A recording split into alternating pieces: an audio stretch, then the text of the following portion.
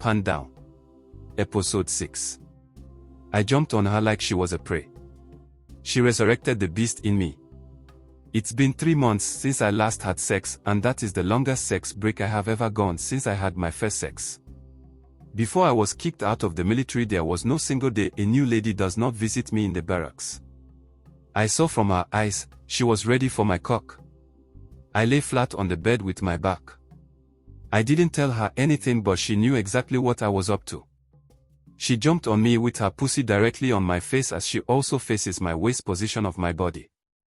She didn't hesitate to grab the erected dick straight into her mouth. I tickled her clitoris with my tongue and she vibrated like a gear lever.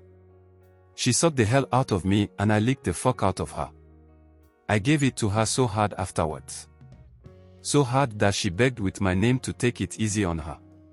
We had a great time. We fucked ourselves 3 times before I heard my phone ringing loud. It was Abina, the little girl who takes care of my new shop. She told me there is shortage of some recharge cards, so I will have to come as soon as possible to get her new ones from the regional office of the telecom. My principle in life is 1, don't ever miss a chance of fucking a lady if she brings herself, else you will live to regret that day.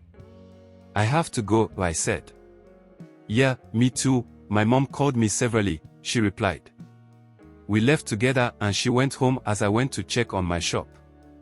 After getting the recharge cards, I thought of selling few behind the toll booth to kill boredom. I was there when I saw a brand new unlicensed Toyota Land Cruiser V.8 getting off the lane to park few steps away from where I was standing. I realized it was a lady driving.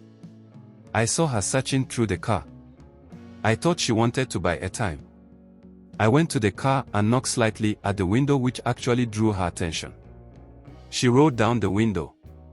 Good afternoon, madam, airtime, will you buy? She smiled and said no. Sorry, you look a bit confused. Is everything alright, madam? I asked. Yes, just a little problem.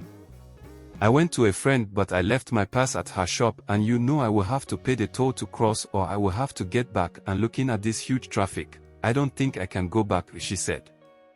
I smiled, put my hands in my pocket and gave her 2 cedis. This could pay the toll for you. Wow. Thank you, dear, you came right on point, she said. Just when she was about to ask my name, I heard someone calling, airtime seller. I left her to attend to the one calling. She also left by the time I was done selling. I got home tired. I bought some food from the street and didn't waste time to eat. While watching evening news, Kathy called to check on me. She told me how she missed me and wished to be around me all day. I told her we can schedule a meeting again during the weekend.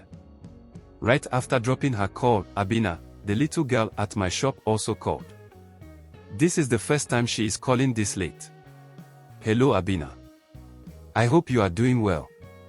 I asked. Yes, bro Mike. I was calling to say hi, she replied. That's nice of you, but it's late, you know, I replied with a smile. Yes, please. It is because I couldn't sleep. Next 2 weeks is my birthday.